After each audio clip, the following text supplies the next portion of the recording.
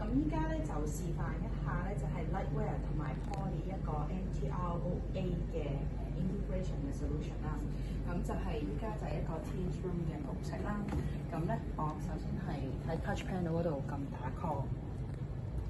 咁 connect 咗之後咧，咁如果我要 share 個 laptop 個 screen 嘅話咧，我 share 之前我介紹下，因為咧我哋呢個係一個2:1嗰個嘅 standalone 嘅 variant 啦。咁我哋個 USB 咧係3.0嘅，咁所以你會見到咧呢個係冇壓縮嘅 USB 嘅 camera，就係非常之高清咁樣嘅。咁依家我就做一個sharing 啦。咁咧我 plug in 咗 USB-C cable 啦，咁呢條線咧係已經有可以傳輸 video、audio 嘅 signal 啦，同埋插到電去支援到100W嘅一部機。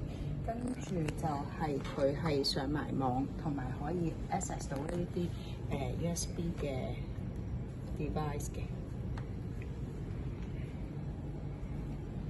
咁我 plug in 咗部 laptop 之後咧，咁我喺嗰個 touch panel 嗰度咧，都唔使撳佢就已經自動 share 咗啦。好，咁呢個就係另外之後嗰個 integration 嘅好處咧，就係個 touch panel 除咗可以打歌之外咧，我哋就賦予咗一個 control 嘅 feature 喺度啦。咁所以我哋撳撥出嚟啦，跟住咧就會見到有 AV control。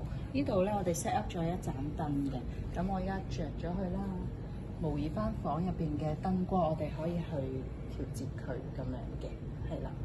咁如果我哋完咗 call 之後咧，我哋就可以 end 咗個 call。咁呢個就係Teams Room 嗰個模式啦。